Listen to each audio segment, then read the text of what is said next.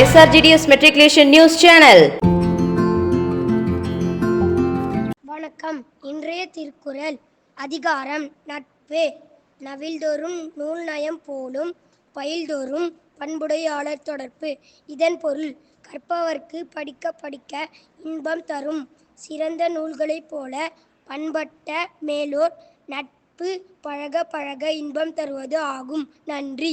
आज का शब्द पहला फर्स्ट, दूसरा सेकेंड, पवित्र एस्पीसियस, अग्रणी लीडिंग, इस्तेमाल करना टू यूज, बात मैटर. धन्यवाद.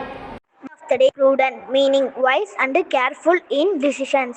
Example sentence: She made a prudent choice about her future. Thank you. வணக்கம். இன்றைய பகவத்கீதை பொன்மொழி. பக்தி அத்தியாயம் 12 ஸ்லோகம் 15. உலகத்தை கலங்கச் செய்யாதவன் உலகால் கலங்காதவன் எனக்கு பிடித்தவன். நன்றி. வணக்கம். வணக்கம். வணக்கம். இன்றைய முக்கிய செய்திகள் வாசிப்பது SRGDS மெட்ரிகுலேஷன் பள்ளி மாணவர்கள் கே. தர்ஷன்குமார், எஸ். சந்திரமௌலி. 30/1/2026 இன்று SRGDS மெட்ரிகுலேஷன் பள்ளியில் விளையாட்டு விழா நடைபெற்றது. இந்நிகழ்ச்சியில் சாரண சாரணியர், குருளைகள், நீலப்பறவைகள் மற்றும் முயல்குட்டிகள் அணிவகுத்து சென்றார்கள். இவ்விழாவில் கராத்தே, டேக்வாண்டோ, சிலம்பம் மற்றும் பல்வேறு போட்டிகள் நடத்தப்பட்டு வெற்றி பெற்ற மாணவர்களுக்கு பரிசுகள் வழங்கப்பட்டது.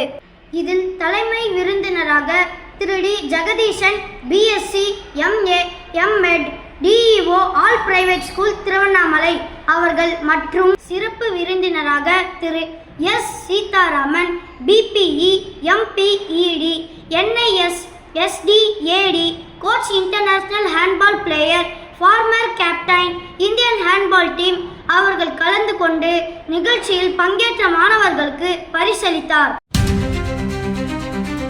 உலக தொழுநோய் தினமாக கொண்டாடப்படுகிறது. தொழுநோய் பற்றிய விழிப்புணர்வை ஏற்படுத்தவும், நோயாளிகள் மீதான களங்கத்தை நீக்கவும், அவர்களை சமமாக நடத்தவும் இந்நாள் வலியுறுத்துகிறது.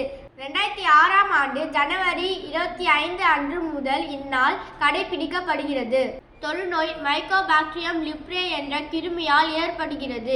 இது ஆரம்ப கட்டத்தில் கண்டறியப்பட்டால் முழுமையாக குணப்படுத்த முடியும்.